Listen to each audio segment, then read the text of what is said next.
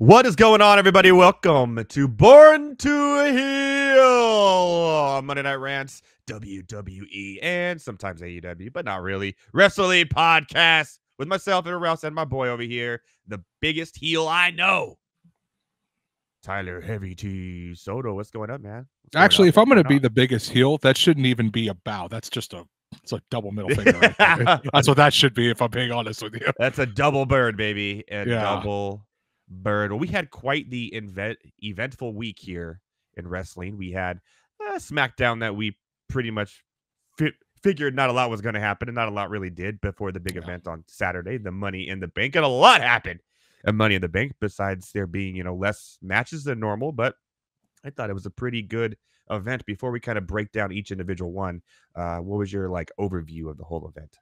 I thought it was a decent show. I'm going to be honest. Right after it ended, I thought it was just an okay show, which honestly, Triple H, ever since he's taken over, has earned enough, I guess you could say, respect, in my opinion, to where if they just have an average show, you can kind of get away with it. And initially, I thought it was average. In hindsight, now that it's been a couple days, this recording is on Thursday, so it's been about 5 days. So in hindsight, I look back at it and I'm like, I think the show was, it still wasn't like the best ever, but it was better than average, because I thought about some stuff and how it's working out. I'm like, okay, I can kind of see where they're going with this. So, okay, it was above average. It was a good show. Now, when it comes to predictions, your boy over here went 5 for 5, baby. 5 for 5. I'm going to say this with my lips pressing the mic so everybody can hear us. That was some bullshit. I know you disagree with some of them, so we will talk about it. That's the one thing. We will get to that in a second. Okay. Let's start with the opening of the event here. The men's Money in the Bank ladder match. Obviously, I thought it was pretty good, pretty well done. I was, up and down on it. Excited, not excited, excited, not excited. Pretty good wrestling all around between everybody who entered. It looked like Uso was going to take it, but then one of the best Scottish ladder throws I've ever seen in my life takes him off the ladder. And of course, as I predicted, Drew McIntyre would get the Money in the Bank briefcase and tweet right afterwards, "I told you, and you know what I'm going to do." What were your thoughts on that match? So the match I thought was pretty good. Two things that a couple things actually. Number one, ever since Jey Uso has become the main event Jey Uso and his yeet thing has gotten over, I think that might be the first time something has been yeeted at him. So he literally got that ladder and he threw it like a javelin. That's what I was saying. Yeah, face. The Scottish ladder throw. Yeah. Which that was great, number one. Number two, Andrade, I thought, put on a really good showing. Yeah, I agree. I thought that, he did a really good job of reminding people, like, hey, this is what I can do. I think him and Carmelo had a really good Carmelo showing. also, had a really good showing. Carmelo's wrestling gear, too. So this pay-per-view was in Toronto, I believe. It was in Toronto. And he came out with Toronto Raptors themed gear, but specifically like the 90s jersey with the purple and everything. Beautiful. Loved it. But my third takeaway, even though he didn't win, and even though I picked him to win, I'm fine if he didn't win. Chad Gable put out, like he had a great showing. He did a really good job. Saw his asshole. Well, that wasn't intended. But thanks a lot, LA Knight, for that. Was not on my bingo card. Yeah, to see. Yeah, Chad I was Gable's like, oh, cool. We're just seeing full on butt crack right here. Like, geez, Louise. But I thought he put on a really good showing. His fall when he's hanging from the latch that's holding onto the briefcase, and this dude falls, but not just this dude falls face first onto the mat. Just beautiful. And please don't kill yourself, but beautiful. Well done. Yes, he has a lot going on in his life, that's for sure, right now. We'll talk a little more of that in a little bit. Moving on to the other match that we disagreed, but I came up on top. Sami Zayn versus Braun Breaker. Now, you thought Breaker had this one. A lot of people thought Breaker had this one. I said Zayn is going to hold it a little bit longer. I was right, but a lot happened here. You hated Yeah, this. Why? Why I did you hate this? did not like this match at all. I would have loved for it to be an absolute squash match where Breaker just Mhm. kills him and then he takes it. I would have understood that. But I think for Breaker's style, it was maybe a little too slow paced for my liking. Yeah. And the fact that Sammy gets beat up during about 70% of this match, and then he just kind of finds it and wins. And before anybody says anything, I understand that's his thing. He's like the almighty underdog. That's his gimmick. And the more he gets hit, the more he gets charged up, man. Yeah, and I understand that. But Breaker reminds me so much of an early Brock Lesnar, I think is the easiest way to say it. Mhm. Because this dude just comes in, wrecks shop, leaves.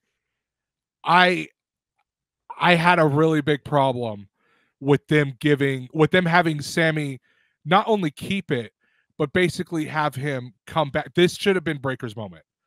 And I get that they're probably going to do it at SummerSlam. Mhm. I think my problem with it is that now they're probably going to involve Ilya Dragunov, which is fine. I love Dragunov. But now if Ilya wins this title and Breaker doesn't, I'm not going to lie, I'm going to be kind of disappointed. Yeah, I think I would too. I like Ilya too, Yeah. but I think ultimately this is Breaker's kind of moment here. This is Breaker's moment, yeah. There was a few moonsaults that Sammy did that were a little skeptical in this one too. Yeah, that reminds me. There was one specifically where he was jumping out of the ring, and you could see Breaker kind of lunge himself forward underneath because Sammy was coming up a little bit short. So credit to Braun for that, for catching him. It's like really good ring awareness. Well done on that. But it should have been his time, man. Not yet. Should have been his coming time. soon. I have a feeling it's coming real soon.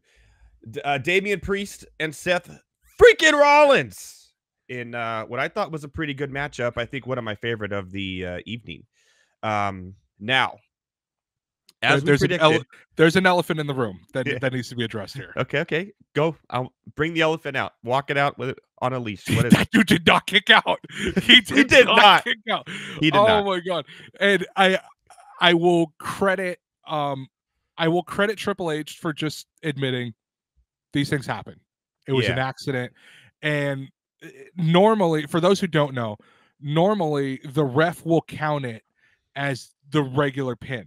So if this was a normal match, it would have been 1, 2, 3, and the title would have switched accidentally, but the title would have switched over.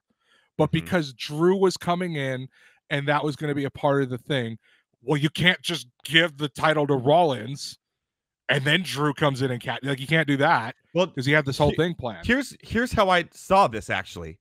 I thought that he did not kick out and the ref said 2 was kind of planned. And then when Drew came out, I thought, oh, Drew thinks that he won the match and he only has to fight Rollins right now because he thought it was pinned.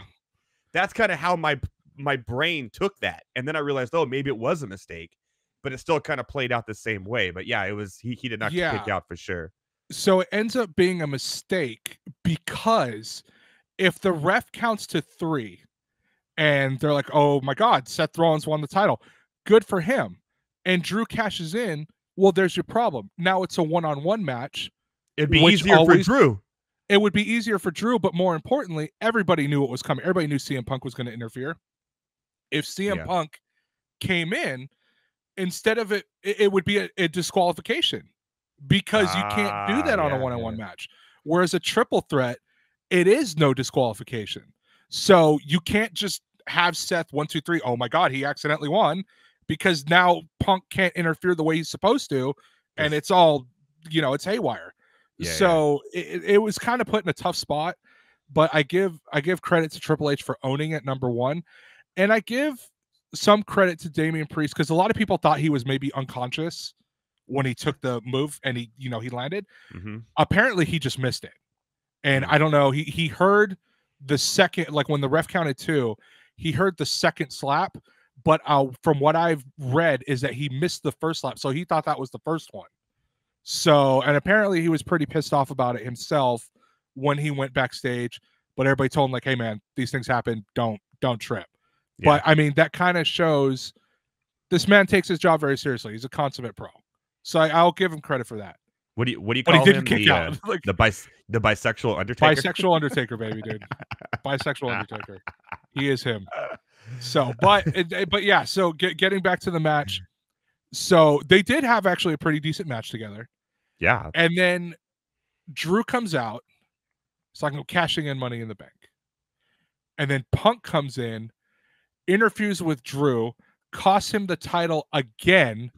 Drew's the one that ends up taking the pin, which I thought was interesting in this story.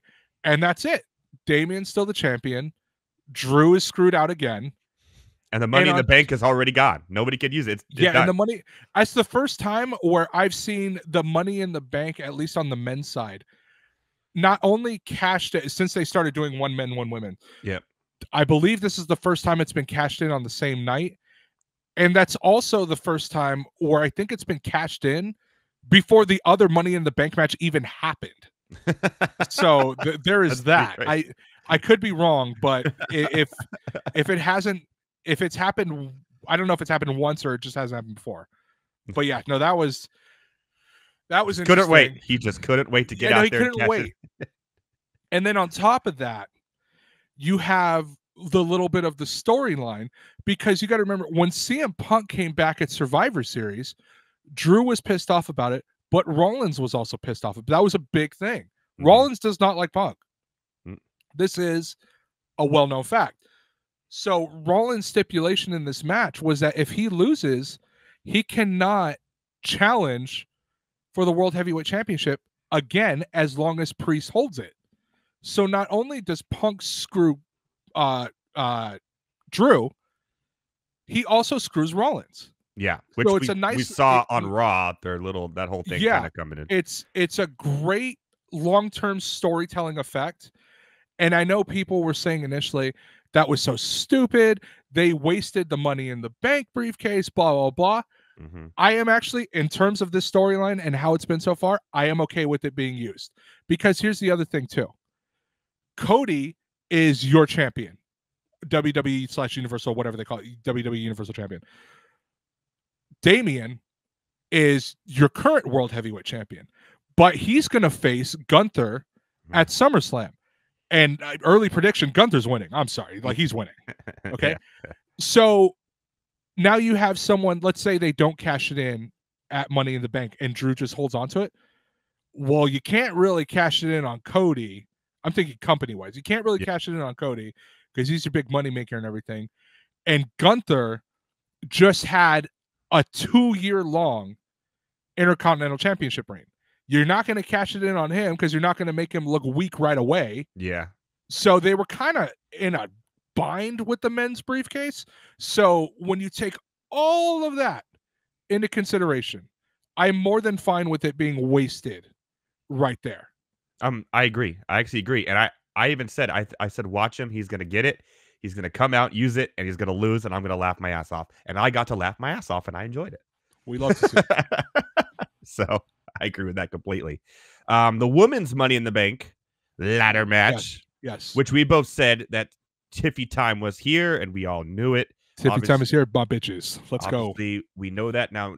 Not sure when she'll. By the way, this match was fantastic. I don't know if you.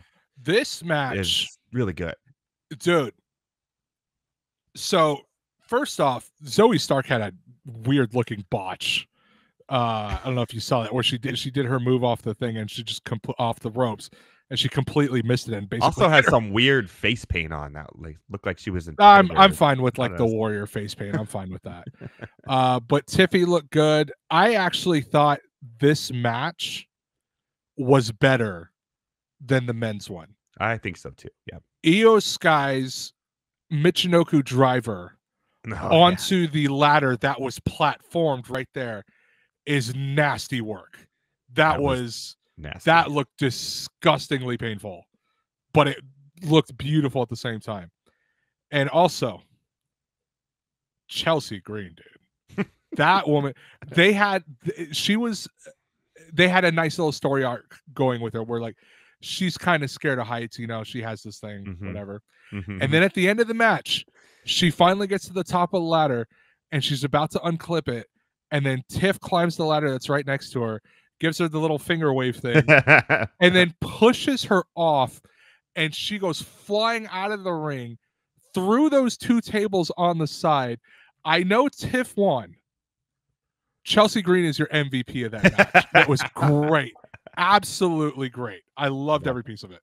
It was fantastic, and I agree. And Valkyria had some really good moments as well. I kind of like her. She came up from NXT. She's been impressive. I think it's not too long until she's in the mix here. She's pretty talented. Yeah, I think this year is probably a little too early. Maybe next year. Yeah. You never know. Yes. Maybe next year. Because obviously we have a story here with obviously Tiffany is probably going to cash it in on the winner of Bayley Jax or even at SummerSlam. I would like to see. I'll be honest. I would like to see a woman hold on to the briefcase for a while.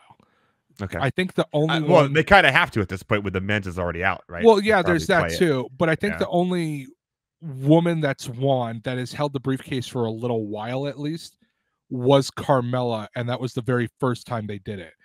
No joke. I think they've cashed in the women's Money in the Bank contract like the same night 3 times. So they're switching it up this time. That contract's only been around for like 7 years, so almost 50% of the time has been cashing in the same night. So I would like to see it played out a while. And obviously, the Bayley Nia Jax is going to be one of the main fights at SummerSlam. Yeah. I kind of hope they don't do it at SummerSlam. Like I said, I hope they drag it out. Yeah. I also hope Bayley retains, but we will see. Well, yeah, me too. I'm with you, Dad. I'm not a big Nia Jax fan. Just not of her, just her character. I don't like. I never have, because she was always a botchosaurus, I guess you could say.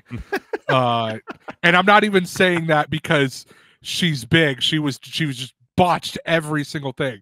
But I will admit she's gotten better. So I still not the biggest fan of her, but we'll see what happens. The final match of the night, the Bloodline versus Cody Rhodes, Randy Orton, and Kevin Owens. And if we called this, I think, exactly how it was going to play out last week before we saw it play out, but it was still really fun to see play out. We did see which 3 members of the Bloodline would be actually committed to the threesome that they had. It ended up being Solo, Tama Tonga, and Jacob Fatu, while Tonga Loa was on the sidelines. But of course, we all knew he would have some input into this fight. Yeah. Duh. I thought it was great how the media was really playing up this story that, and WWE to themselves as well, was saying like, oh, we had to actually talk to the Canadian government to get Jacob Fatu into the country. Same with Jey Uso. Remember, there was a joke about him. Yeah, so there was a joke about that, which I thought was hilarious. But that's what they said about Jacob, and everyone's like, oh, that's good by WWE mentioning that, so it makes him look tougher. And then you found out after, like, no, that was real. They actually did need to talk to the Canadian government to let him into the country, which was like, oh, he's done some things. Okay. So yeah, but that was a good match. It was a fun little match. It ended exactly how I thought they was. They're going to give Solo the win here. We knew he was going to pin Cody. We said it. Yeah. Yeah. I do like the fact that he took the pin. Cody took the pin. I was fine with that. Yeah. But this is going to lead to their match at SummerSlam, which, if I have to guess, I think I know how that's going to go. It's going to be one of 2 things. Cody's going to win at SummerSlam. He's going to face Solo. Cody's going to win at SummerSlam. And this is what happens. Either Roman returns to confront Solo, and you set that up going forward, or during the celebration, Orton turns his back on Cody either the night of SummerSlam or the night of Raw, RKO's him, and basically says, I'm coming for the title. I like that too. I'll take either one of those. Yeah. I don't see a world where Solo Sikoa is the champion. I think down the line, yes, but not yet. You think so? Are you? At some he's point, not as intimidating as Roman Reigns was. I'd say. However, his goons are really intimidating. So it's kind of weird, right? I'll be honest. If I saw them in real life, those dudes scare the fuck out of me. We've come a long way from Roman Reigns with the Usos and Sami Zayn to now we have Solo Sikoa and some crazies. I mean, it's true, like legitimately like crazy people. So, but before we leave, Money in the Bank. We have to talk about something else that happened on that That's show. what I was going to talk about next. Go ahead. Are we going to talk about John Cena farewell tour? Sad do noises. Mm-hmm. I'm not gonna lie. So he came out. I was like, oh, this is a cool surprise. And I knew that Cena's gonna retire eventually. Yeah. And I was not his biggest fan back in the day. But he came out and he always shows the towel. Mm-hmm. And it said the last time is now. And I was like, oh, I know. Way to give it away right from the get-go while you're there. I'm fine. Well, I'm fine with that. I mean, it's really hard for the crowd to see it because, so I was fine with that. But I was like, oh no, he's gonna retire, or he's gonna say it now. And he did say, like, I'm retiring, and everybody's like, yo, what the hell? He was like, tearing up. He was tearing up, and it was real. Was tearing, yeah, because this is his life, man. And I like the fact that he's gonna go on a retirement tour. I asked one thing. I need one more Cena versus Punk. I need one more match between them. Well, what do we have? So we good, have man. SummerSlam, which is that's not happening then. And then what? No, we'll it's have gonna Royal Rumble, Elimination Chamber, and WrestleMania 41, and that will be the end, right? Well, so he did say, so he clarified some things after when he did his press conference. Clarified a couple things. That I believe for next year he wants to do 30 to 40 dates, which is a lot. That's almost once a week. So he wants to be almost a full-time wrestler for one more year. On top of that, he's not going to retire until the end of next year. So his actual last match probably going to be December. It could be Survivor Series in November, but it'll probably be like December, something like that. Yeah. Well, that's better. Yeah, I've already seen fans fantasy book it and say, like, he needs to face Orton, which I'd be okay with watching again. Yeah. He needs to face Punk one more time, which is what I want. And people are saying, like, oh, like, he should. Some people are saying, which would be cool. I don't think he would ever do it, but that he should travel the indie scene and face, like, all these independent wrestlers that are really, really well known, which I'd be kind of cool. Dude, just imagine you're watching AEW and you hear the duh, duh, like, you hear the music and you're like, oh my God, like, that would break everybody's minds, because you have Mr. WWE going to AEW for just a match or two. Everybody would lose their mind. It would never happen. But however, yeah, if they don't announce that ahead of time, they'll never get the ratings to make it worthwhile. You know what I mean? So initially, unless they do it at a pay-per-view. So, like, just say, now I'm hypothetically speaking, you do it at a pay-per-view, everybody's going to be watching the next episode of Collision or Dynamite or whatever it is that he's going to be on. So, but again, that's never going to happen. Like, we'll see, man. I'm not going to lie. The first thing later that night after the Money in the Bank was over, I saw a bunch of just TikTok edits of, like, his greatest moments. And they're like, oh, remember when Cena faced Edge and he threw him through 2 tables? Remember Cena and Umaga's, like, I Quit match, his I Quit match with JB, like, all these moments. And I think people forget, yeah, there was a time where we hated John Cena because the joke was John Cena wins lol. That was the joke for a long time because he always won. And it always seemed like he never put over these other guys. Part of that is on him, because he had enough influence to change the story a little bit if he wanted to. But a lot of that is more Vince McMahon, creative, all that stuff like that. But I think people forget that this man has put on some legendary matches in this company. And I'm glad to see that he's getting the flowers that he absolutely deserves. So I will see one of his final matches, I'm hoping. Me too. Assuming we're going to WrestleMania. We are going to WrestleMania. But we're going to WrestleMania. It's in Vegas. We're going to WrestleMania. Put it in your head now. Assuming Raw or a pay-per-view comes through LA, I will be there. Yeah. So yeah, I'm sure it will in the next year by then when they come back. You would hope. They're doing a lot more pay-per-views overseas, which I'm totally fine with. So, but that means, less U.S. cities get it. But hey, man, we're worldwide now. Let's go, baby. Worldwide. Mr. Dolly. Worldwide. Well, I can't wait. But it's one of the things we got to talk about before we call it a merry day. What happened with Raw? What's going on right now? Obviously, Raw was kind of a weird show. It was kind of, to me, besides the Wyatt 6, kind of what it seemed like the finale of the video chapters that they've been doing. And then when the door opened to Pierce's office and who's in there. That was cool. It wasn't Uncle Howdy, but it was Bo Dallas, and he kind of looked up and smiled. And, we've been sick, we shall be. And there he is. But if you notice that, obviously Chad Gable was going to go into his office and he caught him there. So it almost seemed like maybe Bo Dallas was waiting for Gable in his office. That's possible. It's possible. It was interesting. And, you want to talk about, you and me have bad days. We're stressed sometimes. Yeah. You want to talk about stress. My man Adam Pearce got some stress, dog.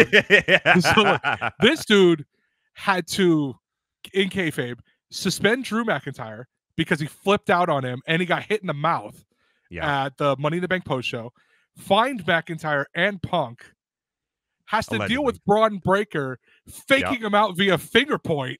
It's like, oh, look over there. And then he runs around and spears Sammy again, which was hilarious. How do you fall for that? How do you fall for that? That was so funny, dude. I'm not that was the oldest trick in the back. Like, oh, what's that? Like, what's that? Just runs away.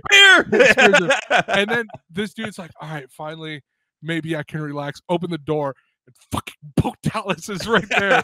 This man probably killed some people. Like, and he's just chilling in your office.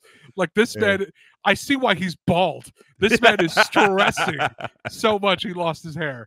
Oh my God, dude. It's so good. Raw is cooking right now, dude. It's such a good show. Now, some of these matches were a little weak to me up until the last one, which we'll talk about last before we call it a day here. But the Jey Uso, Chad Gable, that was strictly because to give the fans more Jey Uso after he lost. Obviously, he beat Chad Gable, but not without some help from the Wyatt 6, scaring the crap out of him once again. I'm not going to lie. Gable... not Gable. Uso yeeting real quick. He said, and then he ran out the ring. That was one of the fun. Between, I'm not even joking. Between that and the Braun Breaker finger point, that is some of the funniest shit I've seen on Raw. That was funny. In such a long time, dude. It was so funny. He said 1, 2, 3, got up, said yeet. I'm out. And it's fun that finally, after he's been kind of off that, oh my God, Pat McAfee was able to get it on the fun of the Wyatt 6 a little bit. He's like, I'm not touching that. You touch it. That was kind of funny too. Yeah, that was funny. So yeah, I thought it was, the fights were, but everything else was magical, I thought. Also, that reminds me. So speaking of Pat McAfee real quick. So the main event, for people who don't know, was Zelina Vega, Rey Mysterio versus Liv Morgan and Dominic Mysterio. Yeah. So before the match happens, Dom is like, Liv is stretching him out, like, doing all this oh yeah, so they get all that. The guys come in, and the funny thing is, like, I love it when Damien goes, like, he sees something, he's like, "Wepa!" Like, I love that. Dude. Oh, and all the heads came from behind. They're peeking, and then like Carlito just chiming in, it's like, that's cool. Like, that makes me laugh. That's funny, especially when dude. And then, so she's stretching him out. She finishes, she leaves or whatever, right? No pun intended. And Damien, no pun intended. No, this is very much pun intended. Damien comes in and he says, "You need to end it with her. It's not that hard." And Carlito's like, "Oh no, it looks pretty hard to me." And they're like, "Hey, like, come on, dude!" Like, such funny shit, dude. Like, so funny. So, anyways, so speaking of McAfee, they go back to the video of Liv stretching out Dom. And McAfee's doing the whole play-by-play, like the color with the yellow lines and everything filling it. And then he's looking like he does like that little thing where he can see like where Dom's eye movement is, and Dom's just like staring at her, and he's like lust in his eyes. Like, Pat McAfee is so freaking funny. He's so hilarious. Perfect for Raw, dude. Yeah, we did miss him the last couple of weeks, that's for sure. So I'm glad he's guy. Back, and hopefully everything in his family's okay. I heard it was like his father-in-law was so his family passed away. Thoughts and prayers, man. So obviously we had a couple other matches here. We had some more Braun Breaker. We had a surprise Braun Breaker Ilya Dragunov match in this one where it ended up in disqualification when Braun just took a chair and threw it as I love hard it. as it could right into I love Hila's face. Ilya's so good, dude. Like He they is are very good. Those dudes. It's like it feels like a big fight feel whenever those dudes are in the ring. I think he kind of overacts being hurt a little bit sometimes, where it's a little cringy. If I had to say one thing about his game, he overacts a little bit, but his wrestling technique and style, I love. It's kind of similar to what I would say like Will Ospreay from AEW, kind of a same type of high flying, kind of all over the place, except the overacting when he gets hurt is a little rough. So sometimes, no, I'm fine with if I had to nitpick, but I like him. I've liked him ever since he came in from NXT. So they got a lot of good young stars that they could work with right now, and it's a good thing to have, right? Might as well have more than less, and that's why they could let people like Ricochet go, because it's like, well, okay, well, we have Ilya now who could do what you could do. The Ricochet one, just one thought on that. The Ricochet one, that was more of a Vince thing than a Triple H thing. They botched him so bad, dude. I saw Ricochet back when he was no, he was wrestling as Ricochet at this point. I saw him at Pro Wrestling Guerrillas Battle of Los Angeles, I think in 2017, I think that was. And this dude, oh my God, when he's given the freedom to work, this man works. He flies. Like, he flies. He flies. Yeah, that's an understatement. This man flies. But to be honest, that kind of game kind of fits better for AEW right now. It does. Yeah, it does. So that's kind of what AEW is trying to do, really. More acrobatic and kind of really less storytelling and more. I mean, you're right. So that his style does work more in AEW, and there's nothing wrong with that. And they're paying right now. They're paying the money. Yeah, but at the same time, Vince, one time for one of the Saudi Arabia shows, Vince booked Ricochet versus Brock Lesnar, and did not let Ricochet get a single offensive move in. Lesnar just killed him. It's like, what the hell was the point of that? So I blame Vince for a lot of it. Yeah, I blame Vince for a lot. It's like, dude, what are you doing, dog? You can't trust the man who likes to get shat on. You know what I'm saying? Yeah. We're just gonna bypass that and keep going. We'll talk about this real quick. Obviously, we talked about this earlier, kind of got into it, but let's give it a nice little bow. Seth freaking Rollins and CM Punk had some words in the beginning of this Raw.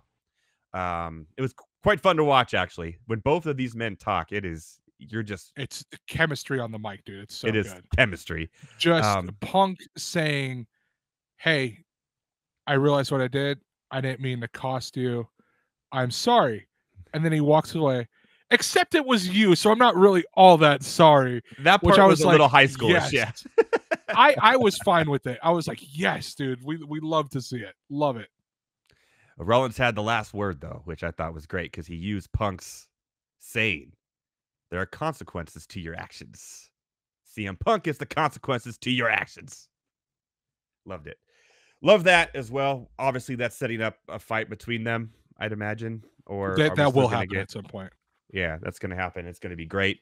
I really like Seth Rollins in the ring. So I just hope he gets another chance for some sort of title because he's a good champion too in my eyes. But he has Becky Lynch at home, recovering or taking hiatus, so he has stuff he has to worry about there. She's on vacation. Yeah. He's back, so there you go. But at the end here, this matchup, this mixed couple matchup, if you will, where Ray against his dad. I'm sorry, Dominic against his dad, Ray, obviously. By the way, I cannot stop looking at Rey Mysterio's eyes in that max. I don't know if those are contacts or what is going on there. Yeah, he wears contacts. It looks crazy, man. I don't know. I'm like, are those contacts? Are those really his eyes? It's hard to tell when he has a mask on. It's like, nah, he switches it up all the time, dude. Yeah, I love him. The match was pretty weak. Not gonna lie. It's weird how it's like, if anything messes up, obviously they can't fight Liv can't fight Ray in the middle of the ring, right? So they got to make sure they tag it right. I think it kind of ruins the flow of a normal tag team a little bit. Not going to lie. I think eventually they will probably go back to that where a guy can fight because you're going to end up having a woman that's like big enough to where like, oh, she could take on some of the guys. Nia Jax. So that'll probably, I mean, yeah. Well, Nia Jax was in the men's Royal Rumble once. I feel like Jade Cargill can beat up most of the men. Yeah, that's also true too. She is ripped, man. Yeah, I mean, I'm not going to say that she could probably beat up Drew, but she could beat up Ray. That could happen. Yeah, I'm fine with that. So the funniest thing that happened in this entire match was Ray tripping Dom, and Dom falls face first into the lower section of Liv Morgan. And she's like freaking out about it, like happy freaking out about it. And I'm just like, God, dude, imagine if this shit was on Netflix. Like, it's going to be January 1st, baby. It's going to be January 1st cannot come soon enough, dude. Like, oh my God. So yeah, so the match ends. Dom finally, for the first time, I think in his 4th try, finally beats his dad. And, you know, Liv comes on and they're celebrating. She like jumps into his arms or whatever. And she brings him down. And they look like, bro, we look like we were about to get a full Edge Lita sex celebration in the middle of the ring, dude. It was almost late night on Showtime or Cinemax, if you know what I mean. Yeah, dude, the clock was going back to like 2006, dude. It was happening. And then all of a sudden, Rhea's music hit.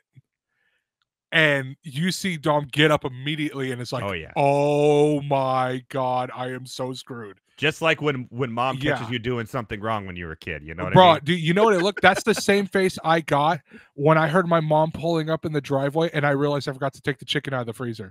Like, that's the exact same look on my face, just like, oh shit, I'm so screwed. Like, you know, but like the facial expressions were great. Liv freaks out, runs out of the ring, hops the barrier, runs out of the arena, and Rhea comes in, just starts yelling at Dom, and she's pissed. Mommy's back, baby. Mommy's back. This is going to be great, man. I am so excited for this. So I'd imagine that we're probably getting Rhea Liv SummerSlam. Cool. So, but please, I do not want it for the title. I would like a custody of Dominic ladder match, and that is all I want. Turn it back to 2005, dude. That would be hilarious. I would actually rather have that than it be for the title. I need a custody of Dom ladder match. Hilarious, dude. So obviously the Judgment Day is the most intriguing, I think, faction right now and the Bloodline. But I think right now, really, the Judgment Day of what's going on is more intriguing to me, anyways, from a story perspective of what's happening. So what's going to happen here? Because there's a lot going on within this. We got the Liv Morgan thing.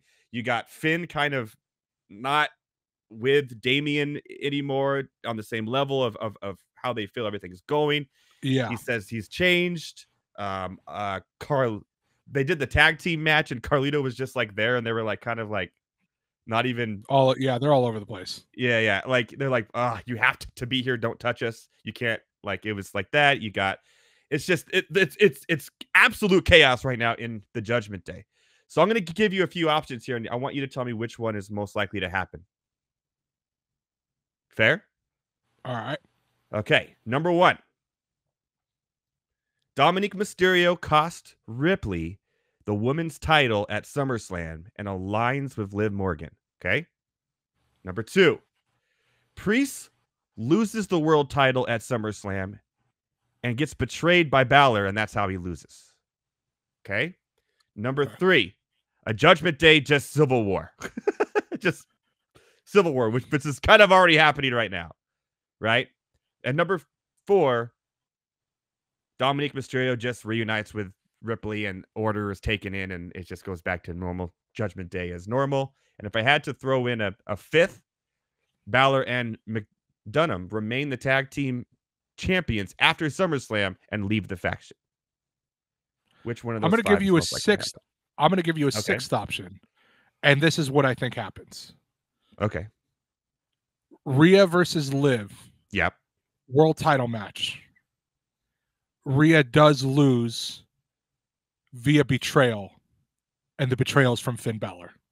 Oh, you pretty much taking 1 and 2 and making them its own. That's what I think, because Finn is cool with Liv because Liv got him his tag team title back. Yeah, and remember, he was the one in the room with her when the door was open. Not Dominic that one time. He was the one that did take the card. So what if the whole time every Dominic is to that? So Finn could come up, and Finn's the one secretly, with Liv Morgan in the background. You know what I'm saying? I think what happens is Finn is the one that causes the interference. Rhea loses. Finn ends up basically turning his back on the Judgment Day, and JD's his tag partner. JD's going to go with him, and they're just going to leave, and they're going to. So you pretty much took 1, 2, and 5 and made them its own. I love it. Kind of, yeah. Yeah. Sometimes the best is just a little here, a little there, a little there. You just got to grab and throw it together.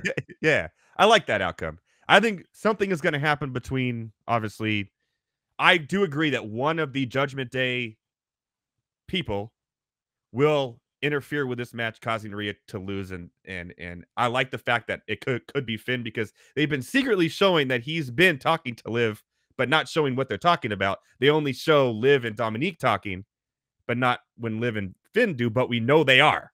So you could be onto something there. I like that a lot. Exactly, man. Exactly. Well done. I speak facts.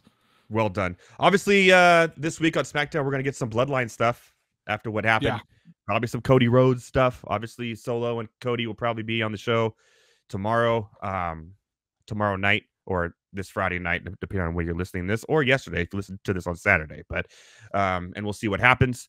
I'm excited for that, and I have a new app now where I can watch it East Coast time, so I can watch it at 5. Let's go! All right, I love that. So by 7 o'clock my time, it's over.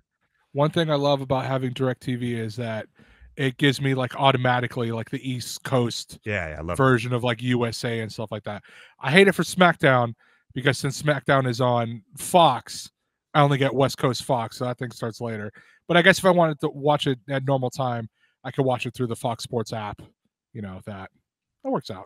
Yeah, I love it. Obviously, Raw, we have Monday Night Rants, so we have to wait on that night anyways. But I'm excited to see what's going to happen. Obviously, dude, SummerSlam, not that far away, man. Not that far away. And here we are with a lot of great storylines setting it up. Obviously, next week we'll talk about what happens on SmackDown and on Raw and whatever storylines come out. I'm interested to see what happens with Bo Dallas on Monday. Obviously, something has to come out of that, right? Good. I'm going to ask the obvious question. Is Adam Pearce dead? Is he dead? Just tell us now. Did Bo kill him? Is he dead? Is Adam Pearce dead? Find out next time on Born to Heal. All right, Heavy T, at Heavy T on air. You can catch him there. Give him a follow, Instagram, and at the old Twitter /X Machine. Funny stuff he has there. And if you like to hate on the Angels, then he's a great follow. Obviously, I'm at Edward Raus as well. Enjoy your week of wrestling until we come back. And it's going to be a doozy as always. For myself and Heavy T, we say we'll see you next week. Boom.